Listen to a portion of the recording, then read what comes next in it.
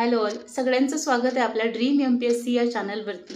तर आपण इकॉनॉमिक्सची lecture series start केली आणि आपले 2 ते 3 लेक्चर झालेले आहेत आणि आजच्या लेक्चरमध्ये आपलं पहिलं चॅप्टर कंप्लीट होणार आहे. तर ज्यांनी पहिले पार्ट पाहिले नसतील ना, त्यांनी आधीचे जाऊन बघा, म्हणजे तुम्हाला एक क्लिअरिटी येईल आणि एक रुटीन लागेल. इकॉनॉमिक्सचा विषय कंप्लीट करायचा असेल, ग्रुप सी असो, मेन्स असो, ग्रुप बी असो किंवा राज्यसेवा असो, त्यासाठी सुद्धा तुम्हाला हे सगळे लेक्चर्स खूप युजफुल असतील. त्याचसोबत आयोगामार्फत ज्या काही आता सरळ सेवा होतील, तर त्यासाठी सुद्धा यामध्ये खूप महत्त्वाच्या गोष्टी मी सांगितलेल्या आहेत.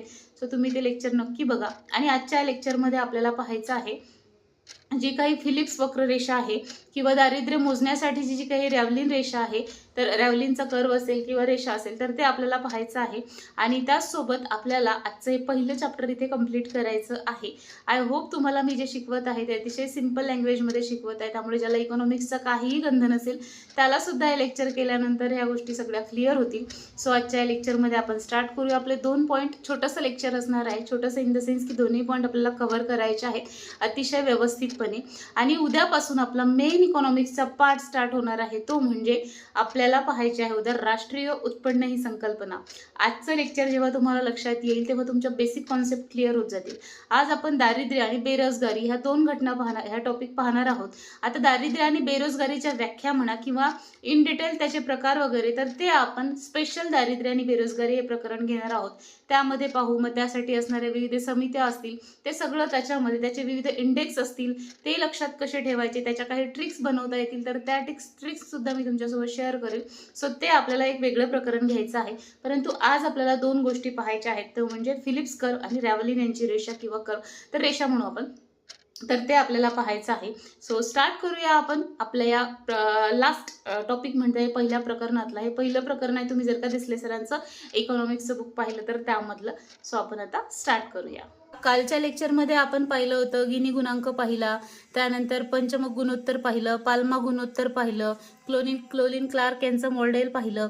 आज आपल्या लेक्चरमध्ये आपल्याला पाहायचं आहे दारिद्र्य म्हणजे काय, थोडक्यामध्ये आपण पाहणार आहोत. आणि त्याच्याशी संबंधित असणारी ही काही मार्टिन रॅव्हलिन यांची रेषा आहे, तर ती आपल्याला समजून घ्यायची आहे. आणि त्यानंतर आपल्याला पाहायचं आहे ते म्हणजे फिलिप्स कर्व. आता पहा, दारिद्र्य म्हणजे काय, तर एखादा व्यक्ती आपल्या जीवनावश्यक गरजा जेव्हा पूर्ण करू शकत नाही, तर त्याला आपण गरीब म्हणतो.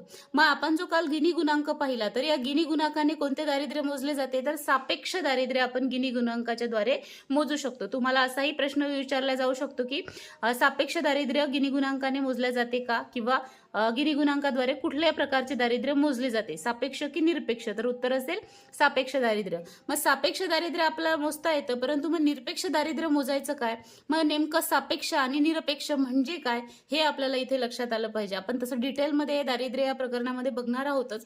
सापेक्ष म्हणजे काय, तर यापेक्षा तो गरीब, यामध्ये तुलना केली जाते गरीब लोकसंख्येची श्रीमंत लोकसंख्येच्या प्रमाणामध्ये, आणि मग तिथे सापेक्ष दारिद्र्य काढलं जातं.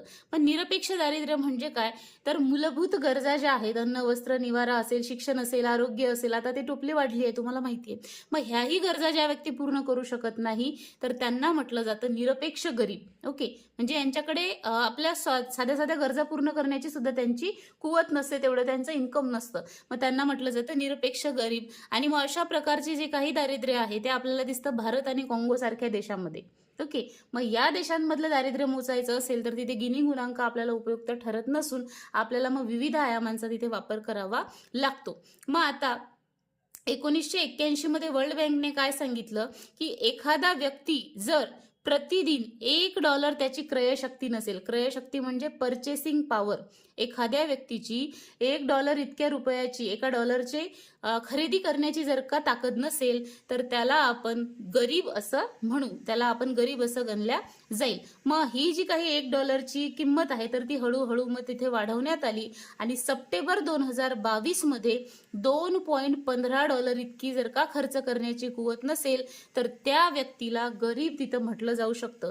आणि या प्रमाणामध्ये जगामध्ये 9% लोकसंख्या गरीब होती, तर भारतामध्ये सुमारे 11.9% एवढी लोकसंख्या जी आहे ती गरीब तिथे निघाली आहे. मग आता $2.15 म्हणजे आपण जर का भारतीय रुपयामध्ये पाहिलं तर आपल्याला माहित आहे एका डॉलरची किंमत आहे $0.94.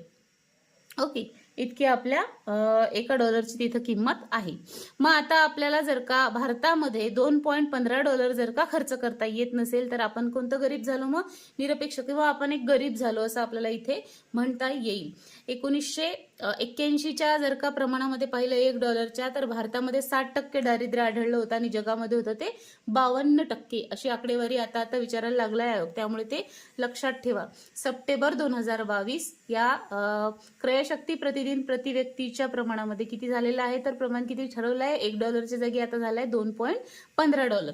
मग आता हे जे मार्टिन रॅव्हलिन होते, 1952 यांचा जन्म झाला, यांनी निरपेक्ष दारिद्र्य मानक हे $1 ठरवलं होतं क्रयशक्ती प्रतिदिन प्रति व्यक्ती. याला इंग्रजीमध्ये सुद्धा आपल्याला शब्द दिला जाऊ शकतो, तर तो आहे PPP. या PPPचा लॉंग फॉर्म काय आहे, तर per capita per day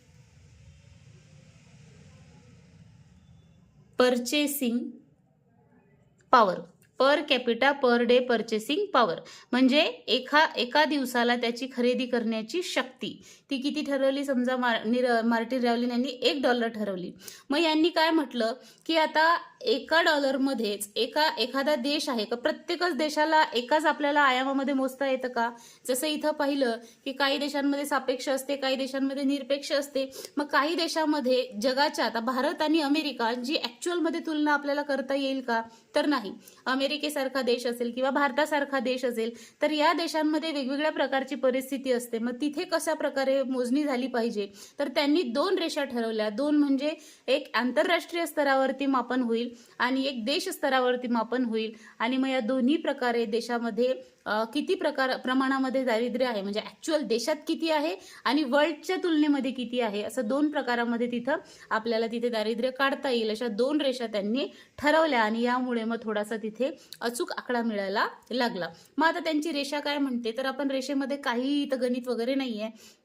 Tendulkar समितीने जेव्हा मोजल्या जाते तर ते पहा इतकं दारिद्र्य दिसतं आणि जेव्हा रॅव्हलिन रेषेनुसार जगामध्ये त्याची तुलना केली जाते तर ते थोडंसं जास्त आपल्याला इथे दारिद्र्य दिसतं. मग या जास्त दारिद्र्य आणि कमी दारिद्र्य म्हणजे आपल्याला याच्यावरून आपल्या देशामध्ये जे काही धोरणं राबवायची आहेत त्यासाठी याचा फायदा होतो की ऍक्च्युअल म्हणजे आपण जर का UPSCचा एखादा कॅन्डिडेट आहे आणि एक आपल्या गावामध्ये तलाठी भरती करणारा कॅन्डिडेट आहे, या दोघांच्या बुद्धिमत्तेची तुलना केली तर तिथे खूप तफावत आपल्याला दिसेल.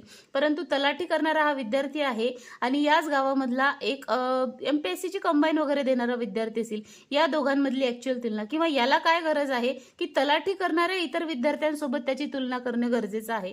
मग सेम कंडिशन अशीच आहे की आपल्याला भारतामध्ये नेमक्या काय गोष्टी गरजेच्या आहेत, त्यासाठी आपल्याला भारतात किती दारिद्र्य आहे हे मोजणं आवश्यक आहे. आणि मग तुम्हाला तेंडुलकर समितीचं नाव असेल, 2009 मध्ये या समितीने आपले अहवालामध्ये काय सांगितलं की आपल्या भारतामध्ये अन्न, वस्त्र, निवारा, आरोग्य असेल, ह्या सगळ्या गोष्टींची जी काही कमतरता आहे किंवा गरजा आहेत त्या महत्त्वाच्या आहेत आणि त्या पूर्ण करू शकणारी व्यक्ती म्हणजे आपण व्यवस्थित आहे असं म्हणू आणि त्या पूर्ण न करू शकणारी व्यक्ती गरीब आहे असं म्हणू. मग 2011 मध्ये आपल्या भारतामध्ये 21.9% दारिद्र्य हा आकडा पेपरमध्ये विचारलेला आहे. दारिद्र्य आढळलं होतं आणि तेव्हा जगामध्ये किती होतं तर 24% दारिद्र्य होतं. मग अशा प्रकारे ही रॅव्हलिन यांची रेषा आहे. फक्त कशासाठी आहे, दारिद्र्य मोजण्यासाठी. हा इथे आकडा लक्षात ठेवा, ही तारीख लक्षात ठेवा, सप्टेंबर 2022 $2.15. तेव्हा किती दारिद्र्य होतं एक अंदाजाने लक्षात ठेवा. इथे 9 आहे, इथे 9 आहे, 9 11.9 असं तुम्हाला तिथे लक्षात ठेवायचं आहे. सो अशा प्रकारे ही रॅव्हलिन यांची रेषा, दारिद्र्य रेषा म्हणू आपण याला, तर ती आपल्याला इथे लक्षात ठेवायची आहे. म्हणजे आवश्यक असणारं किमान उत्पन्न कसं ठरवायचं हा प्रश्न यातून सुटला आणि त्यासाठी मग उदरभरणासाठी लागणारं जे काही किमान उत्पन्न आहे किंवा चांगल्या जीवनमानासाठी जे काही उत्पन्न आहे तर ह्या सगळ्या गोष्टींची सोडवणूक मग या गोष्टींमुळे, या 2 प्रकारच्या दारिद्र्य रेषा असल्यामुळे मग होऊ लागली. ओके, तर यानंतर आपल्याला पाहायचं आहे मग बेरोजगारी. आता बेरोजगारी म्हणजे काय, आपल्याला खूप चांगल्या प्रकारे आपण सध्या जे काही अभ्यास करतोय ते सगळे बेरोजगार या गणनेतच आपण आहोत, है ना. मग आपल्याला हा शब्द खूप जवळचा आपला असा शब्द आहे असं म्हणता येईल. तर बेरोजगारी म्हणजे काय, आता एक लक्षात घ्या, ज्या व्यक्तीची काम करण्याची इच्छा आहे परंतु तरीही त्याला काम मिळत नाही त्याला म्हटलं जातं बेरोजगार. एखादी व्यक्ती आहे त्याला कामच करायचं नाहीये पण मग त्याला काम भेटो किंवा न भेटो तर त्याला बेरोजगार म्हणता येत नाही. काम करण्याची इच्छा असणे तिथे आवश्यक आहे. मग आता तुम्हाला एक लक्षात घ्यायचं आहे वाक्य चांगली आर्थिक वाढ बेरोजगारी कमी करते. चांगली आर्थिक वाढ बेरोजगारी कमी करते. हे वाक्य खूप महत्वाचं आहे, असंच्या असं येऊ शकतं. आपल्या देशामध्ये जे काही भांडवल आहे ते अपुरं आहे आणि मग अपुरं भांडवल असल्यामुळे आपल्या देशामध्ये आपल्याला बेरोजगारी दिसते. लोकसंख्या खूप जास्त झाली आहे आणि जे काही भांडवल, जे काही गरजेच्या वस्तू आहेत त्या कमी पडत आहेत आणि त्यामुळे मग आपल्या देशामध्ये तिथं बेरोजगारी आपल्याला दिसते. त्याच प्रमाणात आपण जर का पाहिलं तर अमेरिकेसारख्या देशांमध्ये जी काही बेरोजगारी येते तर ती तेजी किंवा मंदी या चक्रांमुळे येते आणि मग याला चक्रीय बेरोजगारी असं म्हटलं जातं. दोन गोष्टीत फरक काय आहे? इकडे कशामुळे येते? तेजी मंदीमुळे येते आणि आपल्या देशामध्ये भांडवल अपुरं असल्यामुळे बेरोजगारी येते भारतासारख्या देशामध्ये. मग आता ही बेरोजगारी मोजण्यासाठी, बेरोजगारीचा दर मोजण्यासाठी फिलिप्स यांनी एक वक्ररेषा दिलेली आहे आणि यावरून एक मोठं किंवा खूप महत्त्वाचं असं सूत्र काय निघतं तर महागाईचा दर जेव्हा वाढतो तेव्हा बेरोजगारी कमी होते आणि महागाईचा दर जेव्हा कमी होतो तेव्हा बेरोजगारीचा दर वाढतो. आता हे आपल्याला विरोधी वाक्य वाटतंय, पण एक लक्षात घ्या ते कसं व्यवस्थित आहे किंवा कसं योग्य आहे ते आपण या आलेखावरती पाहूया. आता पहा, इथे आपल्याला बेरोजगारीचा दर दिलाय खालच्या अक्षरावर आणि इकडे महागाईचा दर दिलेला आहे. मग जेव्हा इथपर्यंत बेरोजगारी होती तेव्हा महागाईचा दर हा इथे होता.